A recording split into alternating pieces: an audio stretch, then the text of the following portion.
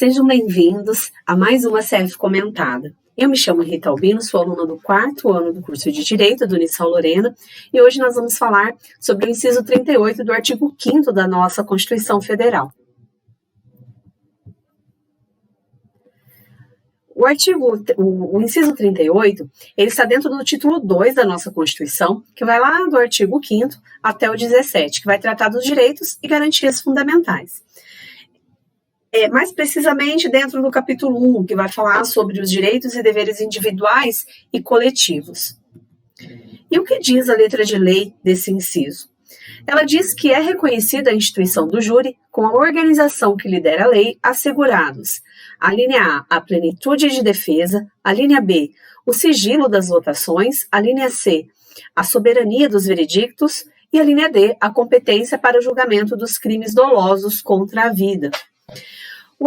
O inciso 38 do artigo 5º, ele vai versar sobre o júri, que nada mais é do que uma instituição criada para que a sociedade possa participar no julgamento de seus cidadãos acusados de alguns crimes em específicos. Ou melhor dizendo, julgar os crimes dolosos contra a vida, tentados ou consumados, e também os crimes conexos a eles. São os crimes de homicídio, apenas na modalidade dolosa, participação em suicídio, infanticídio e aborto. E o que este inciso garante? Ele vai assegurar que o indivíduo ele seja processado e julgado pelos seus concidadãos, porque se entende que, por terem os concidadãos a sabedoria popular, vai ser garantido ao indivíduo um julgamento mais justo. E como que isso ocorre? Por meio do Tribunal do Júri, que é uma implementação prática da democracia, porque se todo o poder emana do povo, cabe a ele participar e fiscalizar todas as frentes do Estado. O Poder Constituinte, de 88, considerou então a vida o bem jurídico de maior importância e cabe então ao legítimo detentor dos poderes do Estado, o povo, julgar crimes que atentem contra esse bem. O inciso 38 é odiado por uns, amado por outros, mas é uma garantia fundamental. Há um certo silêncio da doutrina acerca dessa opção tomada pelo Poder Constituinte que confere ao júri, então, esse caráter de garantia fundamental. Os livros de direito constitucional também falam um pouco sobre esse inciso. Os de direito processual penal se dedicam mais à análise do procedimento em si. E a jurisprudência, ela também é omissa, porque ela não extrai da fundamentalidade atribuída ao júri efeito prático algum. Mesmo integrando o Poder Judiciário, o Tribunal do Júri, ele oferece ao jurisdicionado todos os benefícios que este teria diante de um juiz togado. Então, nós pegamos dois posicionamentos, um do Nelson Hungria e de um outro doutrinador, Ataliba Nogueira. Para o Nelson Hungria, ele fala que cessaram essas condições para quais o júri deveria ser incluído entre as garantias constitucionais, porque os juízes togados, eles passaram a vir do seio do próprio povo, de quem conceitualmente emana a sua autoridade. Por conta disso, eles se tornaram então cidadãos do povo, e em governos democráticos, em nome do povo que distribuem a justiça. Então não haveria mais essa finalidade, essa condição. Para Ataliba Nogueira, a instituição do júri é ao mesmo tempo uma garantia individual e um direito do cidadão.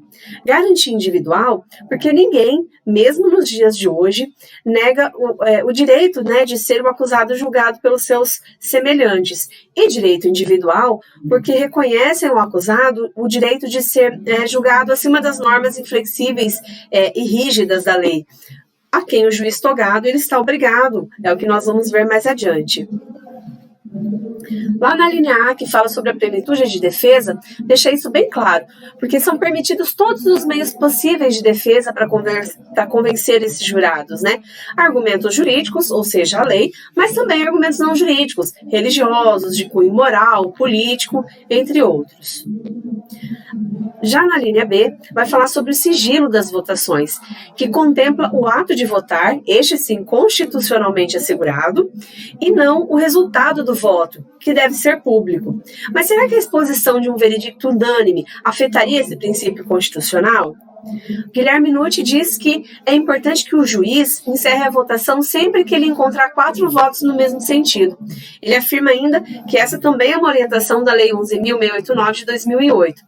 O artigo 483 do Código de Processo Penal também fala que, por conta de a prolação de um veredicto unânime colidir com esse princípio constitucional, que é o sigilo das votações, a orientação seria pelo encerramento da apuração dos votos na sala especial, assim que houver 4 votos semelhantes. Mas Damásio de Jesus já diz que não, ele entende inexistir essa ofensa, porque ele fala que o mesmo não possui esse caráter absoluto e que após o depósito do voto na urna, o sigilo ele terminaria e que ao ser verificado o resultado da votação, então, não seria necessário assegurar esse sigilo.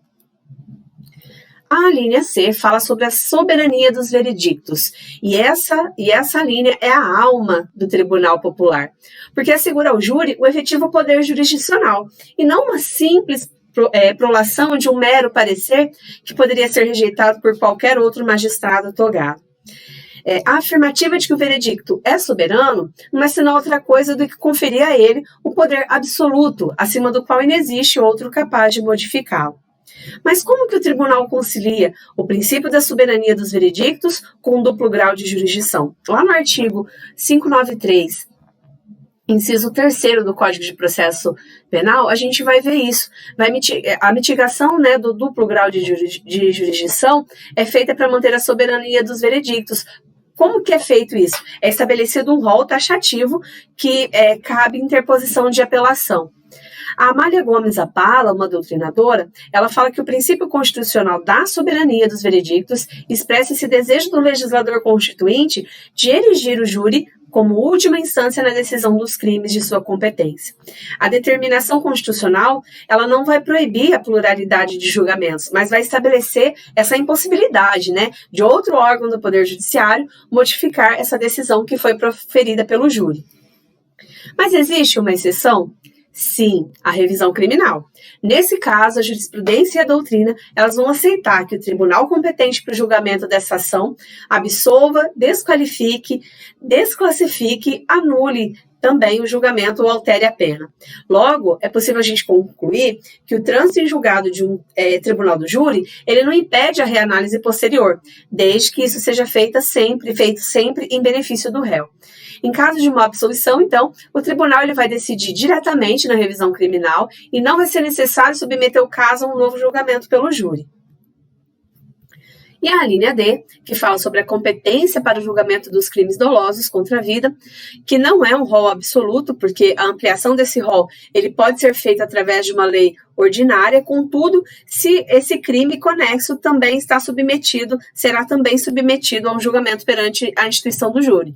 Um exemplo disso é uma fraude processual. Então, eu vou lá, cometo um crime de homicídio, e aí, para fraudar aquela investigação, eu cometo uma fraude processual e modifico a cena do crime.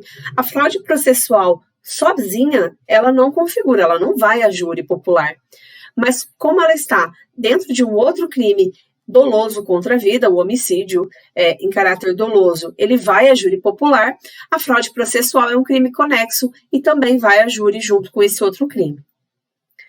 Crimes dolosos são todos aqueles quando o agente ele prevê o resultado lesivo da conduta que ele vai cometer e ainda assim leva essa conduta adiante e ocasiona o resultado. Então, quais são os crimes dolosos contra a vida?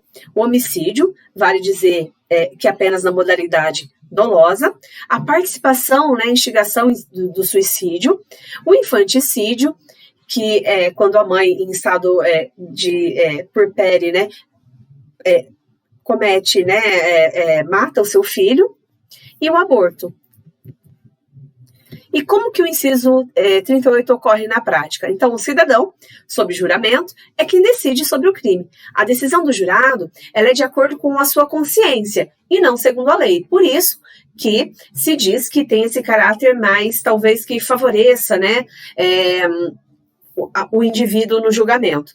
O jurado ele faz um juramento de examinar a causa com imparcialidade e de decidir segundo a sua consciência e justiça. Se você gostou do conteúdo, compartilhe esse vídeo e assista os próximos deste canal. Muito obrigada.